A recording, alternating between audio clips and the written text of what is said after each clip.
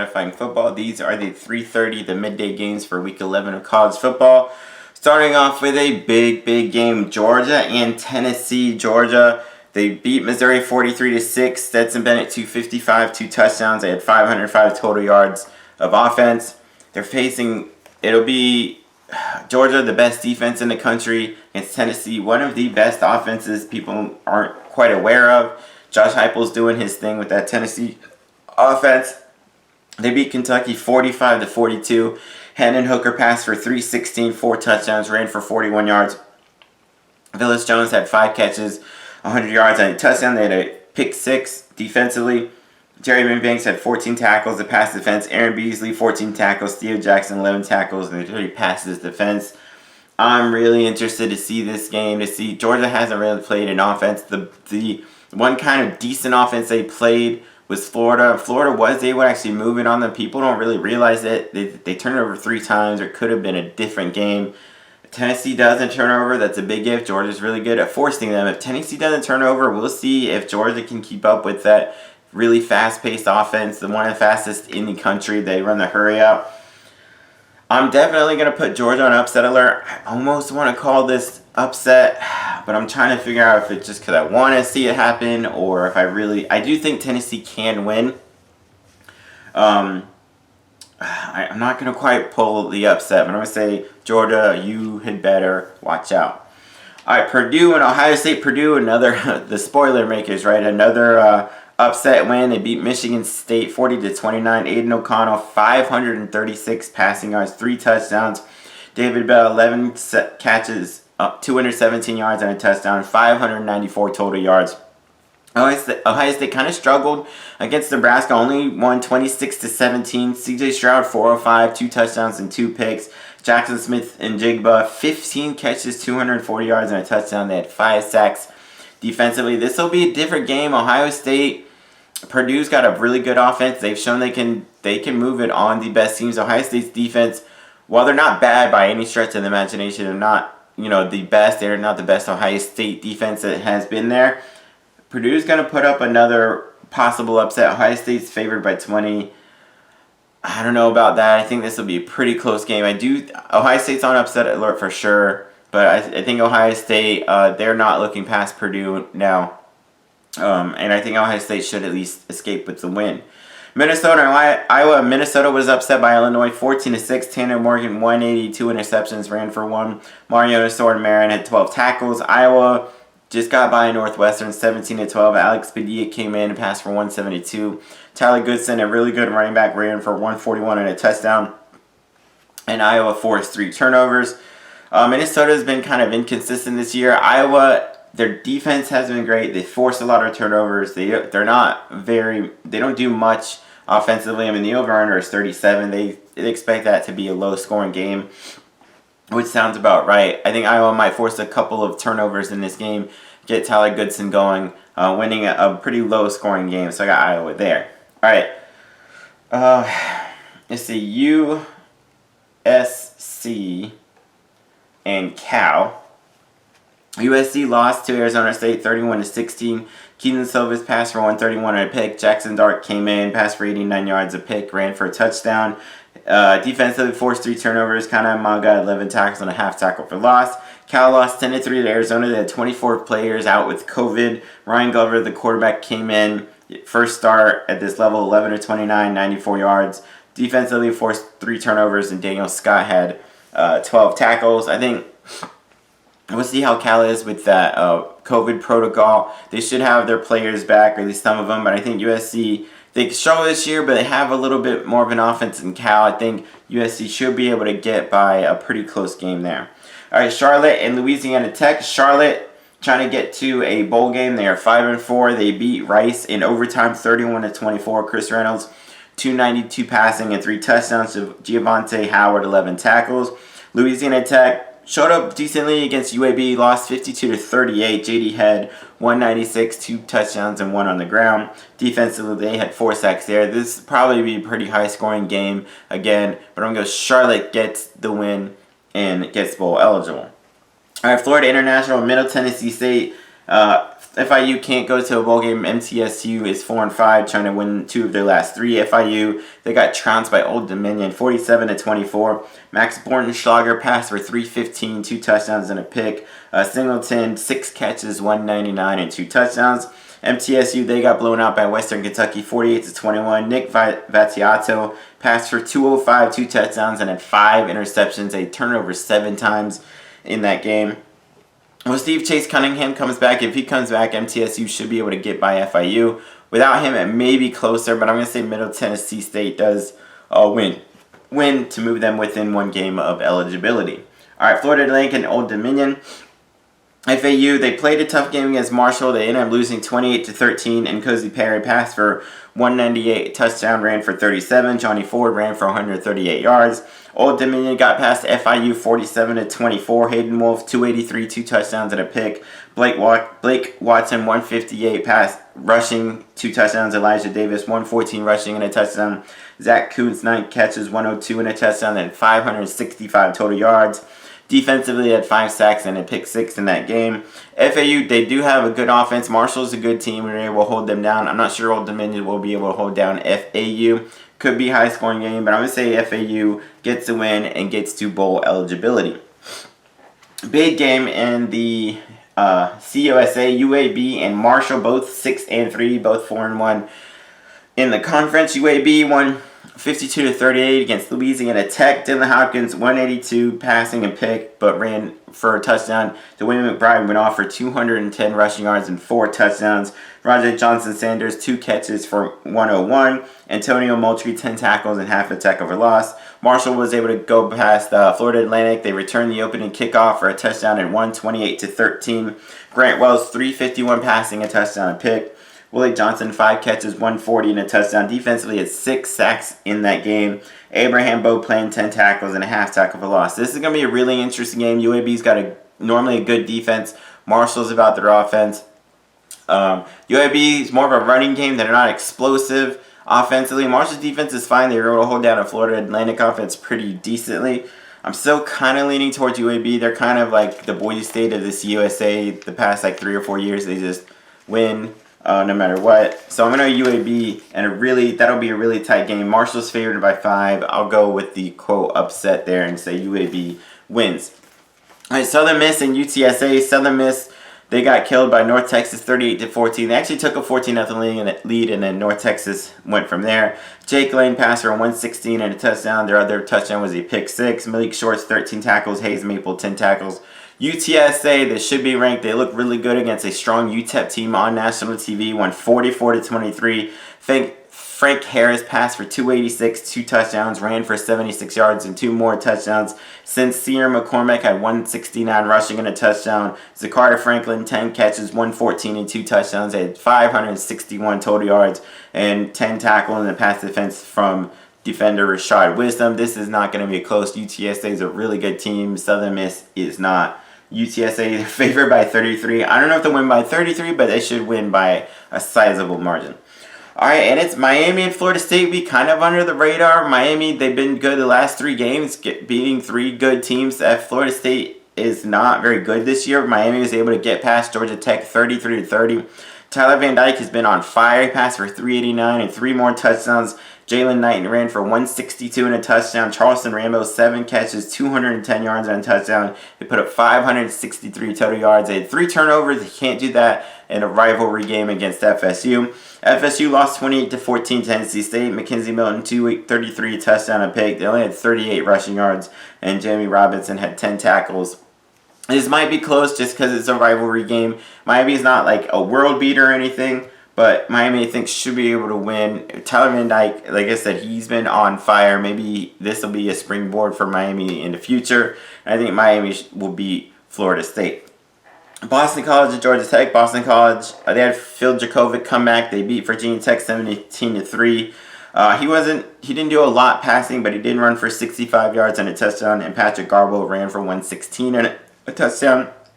Georgia Tech lost 33-30 to Miami. Jeff Sims, 194, touchdown, a pick. Jahmyr Gibbs had a big game rushing and receiving. Defensively, 3 turnovers, a 2-point a PAT attempt. Miami tried for 2. Georgia Tech intercepted it, returned it for 2 points, and had a fumble return for a touchdown. I think Georgia Tech, we'll see how Dracovic is coming back. This could be a high-scoring game, but Georgia Tech, their offense has been pretty good this year, and I think they'll be able to get past Boston College. All right, Duke and Virginia Tech. Duke lost 54-29 to Pitt. Gunnar Holmberg, 174 passing and a touchdown. Riley Leonard, 63 rushing yards, a touchdown, and pick, and ran for 31. Defensively, had a kick return for a touchdown and a safety. Virginia Tech, they couldn't do anything on offense against Boston College, 17-3. Knox Kadum was in, not very good, 7 of 16, 73 yards. Tate Daly, 10 tackles, a tackle for loss, and Dax Hollyfield, 10 tackles, a tackle for loss. I kind of want to pick Duke here. Virginia Tech has been way too inconsistent, but Duke, they still haven't really stopped their turnover woes that they had all of last year. I think Virginia Tech maybe kind of bounces back here and should get a win over Duke. But it'll be a pretty close game. Iowa State, Texas Tech. Iowa State kind of beat Texas pretty soundly, 30-7. Brock Purdy, 252 passing, 34 touchdowns. Breece Hall, 136 rushing and 2 touchdowns. Defensively had 5 sacks in that game. Texas Tech having a bye week. They lost to Oklahoma 52-21. Jonathan Fitzsmith, 192 and a touchdown, plus 22 rushing. Henry Columbia, 77 rushing yards and a touchdown. Eric Ezukanmoff, 8 catches, 123 and a touchdown, and had 3 turnovers. They can't do that against Iowa State. I think this will be a pretty close game, but Iowa State's got a really good running back in Breece Hall. Purdy's still there, good. Xavier Hutchinson at receiver. Got a pretty solid offense. I got Iowa State winning. Louisiana, Lafayette, Raging Cajuns, and Troy. Be a good Sun Belt game. Louisiana just got by Georgia State 21-17. Levi Lewis, 287, a touchdown, a pick. Peter LeBlanc, 9 catches, 118, and a touchdown. Troy, they were able to beat South Alabama 31-24. Gunnar Watson, 121 passing. Taylor Powell, 80 passing yards, and a pick. Defensively, they had a pick 6. Carlton Marshall, 14 tackles, one of the top linebackers in the nation in the last 2 seasons in tackling. TJ Harris, 10 tackles, a half tackle for loss. Jordan Anthony, 10 tackles. This will be a good game, a close game. Troy's a really good team, but Louisiana Lafayette they're one of the top teams in the Sun Belt and have been for the past 2 seasons. And I think Louisiana Lafayette will get by this game, but it will be a close game. Maryland and Michigan State. Maryland lost to Penn State 31-14. Talia Tagovailoa did pass for 371 and a touchdown. Jordan Mosley, 13 tackles and a pass defense.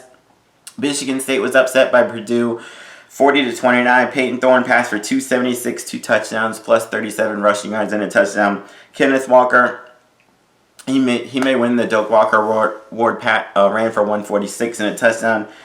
Darius Snow had 13 tackles and a tackle and a half for loss. Michigan State, Maryland. Maryland's got a pretty tough offense, pretty high-flying offense. Michigan State struggled last week against Purdue's passing offense. I think Michigan State will learn from that and get by with a win here. South Carolina, Missouri. South Carolina did whatever they wanted against Florida, 40-17. Jason Brown, his first start at the FBS level, passed for 175, 2 touchdowns. Kevin Harris ran for 128.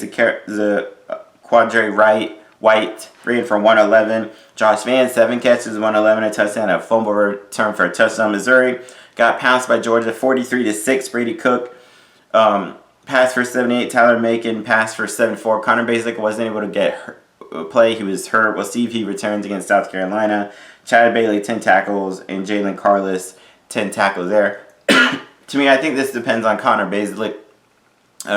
If he gets back, Tyler Beatty should be able to run on South Carolina. I think Missouri should win. If not, South Carolina will win. I'll go ahead and go with South Carolina winning there. All right, UTEP and North Texas. UTEP's a pretty good team, 6-3, although they did lose to UTSA 44-23. Gavin Hardison was only 13 or 30, but did pass for 247 and 3 touchdowns. Jacob Cowing, 5 catches, 112. Tyrese Knight, 10 tackles, a tackle and a half for loss. And Tyson Wilson with 10 tackles and a pass defense. North Texas did pretty well, came back and beat Southern Miss 38-14. Asanani, 216 and a pick. Isaiah Johnson ran for 119 and a touchdown. Ikeika Ragsound ran for 112 and 2 touchdowns. They ran for 321 yards of their 537 total yards of offense. They had 2 fumble return for touchdowns in that game. They want to do that against UTEP. This would be an interesting game. UTEP is 6-3. North Texas is 3-6. North Texas they got to win out to try to get bowl eligible. UTEP is only a 1-point favorite.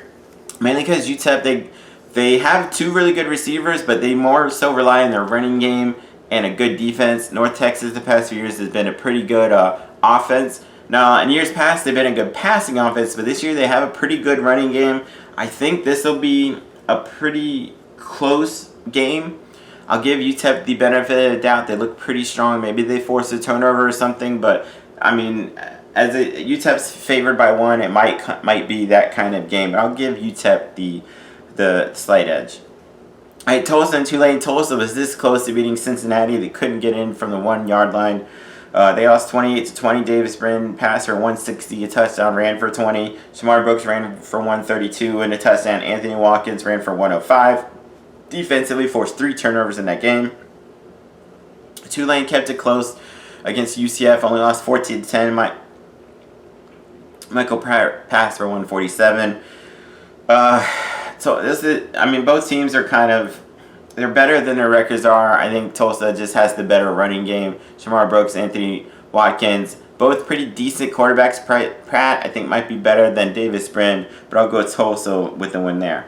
Hawaii and UNLV. Hawaii lost a really close game to San Diego State, 17-10. They have to win out these last 3 games to get to a bowl. Chevin Cordero came back, passed for 175, a touchdown, a pick. Corey Bethley had 10 tackles. UNLV won their first game in 2 seasons. They didn't win last year. First win this year. They beat New Mexico 31-17. Cam Friel 227, 2 touchdowns and a pick. Kyle Williams 7 catches, 137 and a touchdown. Defensively, they had 8 sacks in a game and 3 turnovers. Jacoby Widman 12 tackles, a sack, a tackle for loss, and Kyle Baldry had 10 tackles, 1.5 sacks, and 1.5 tackles for loss. UNLV has a really good running back in Charles Williams. That's how they'll be able to keep it close against Hawaii. Both teams are actually kind of even. Hawaii's got the better record, but they haven't quite gotten their offense to the Hawaii standard. And Hawaii does have to go to Vegas, but I do think Hawaii overall is the better team. So I'm going to go Hawaii in a win there. Hawaii's favored by 3. It could be only about a 3-point game. All right, Arkansas State and ULM, possibly high-scoring game here. Arkansas State lost 48-14. Appalachian State, Lane Hatcher, 137, 2 touchdowns, 3 interceptions. Not a very good game. Only 199 total yards. Ellery Alexander had 11 tackles and a pass defense. ULM lost a close game to Texas State, 27-19. Chandler Rogers, 262 passing, 52 rushing, and a touchdown. Both offenses are pretty good, but for some reason Arkansas State just can't win this year. I think ULM, they're close to going to a bowl. They're 4-5. They have to win 2 of their last 3 games. I think they'll be able to get through this one with a close win.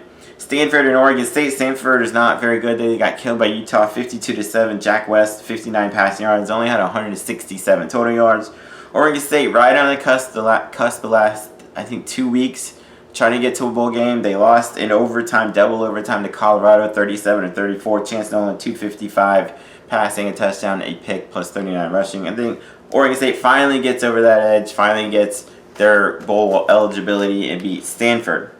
All right, A&M, Texas A&M, and Ole Miss. Texas A&M 20-3 against Auburn. Offense didn't do much. Spiller ran for 112 as their defense. It had a fumble return for a touchdown and 4 sacks. That fumble return for a touchdown was their only touchdown of the game. Ole Miss, they beat Liberty 27-14. It was more so their defense. They were to force 3 turnovers in that one. And had 9 sacks against Liberty's Malik. I can't remember his name, but they're Malik Willis. Matt Corral had a good game passing, 324 to touchdown. Darren Ely ran for 115 to 2 touchdowns. Dennis Jackson, 6 catches, 126 and a touchdown. John Rice Plumlee, their former quarterback, 7 catches for 110. AJ Finley, 12 tackles. Chance Campbell, 10 tackles, 2 sacks, 2.5 tackles for loss, and a pass defense. I think A&M is way overrated. They could have lost to Colorado. They could have lost to Alabama. I don't see how they go through without losing at least 2 more games. I think it starts here. Ole Miss wins. Kentucky, Vanderbilt. Kentucky lost a shootout to Tennessee 45-42. Will Levis 372, 3 touchdowns, plus 47 rushing yards, and 2 more touchdowns on the ground. Chris Rodriguez ran for 109. Wandale Robinson, 13 catches, 166 yards, and a touchdown. They had 612 yards of offense and 5 sacks defensively. Vanderbilt coming off a bye. Played Missouri close, lost 37-28. Mike Wright, passed for 122 and 3 touchdowns, and ran for 152 yards. Anthony Orji, 12 tackles and a tackle for loss. If Wright can play that game, maybe they can upset Kentucky, but I doubt it. I think Kentucky wins and probably wins pretty big. All right, New Mexico and Fresno State. New Mexico coming off a loss to UNLV 31-17. Neither one could get a passing game going. CJ Montez, 28 passing yards and 28 rushing. Chavez was even worse, only 8 passing yards and a touchdown, ran for 23. They did run for 260 yards. Maybe they can get that going against Fresno. They turned over 3 times. Fresno got shellacked by Boise State, 40-14. Was a terrible game. Hayner passed for 279, 2 touchdowns, but he threw 3 interceptions. Evan Williams, 10 tackles, 2 pass defenses, and Malachi Langley with 10 tackles. I think Fresno State bounces back. They're still a really good team, a really good offense, and a good defense. If New Mexico wants to keep it close, they're going to get that ground game going. Maybe if they can rush for 260 again, they can come out with a win. I don't think that's going to happen. I think Fresno State gets to 8 wins. All right, kind of a big one in the Pac-12, Arizona State and Washington. Arizona State beat USC 31-16. Jaden Daniels was not very good. He passed for 145, 2 picks, ran for 50. It was all about Rashad White running for 202 yards and 3 rushing touchdowns. Darius Butler had 10 tackles and a half tackle for loss. They turned over 3 times, though. Washington's got a pretty good defense that may be able to do that, to force those turnovers.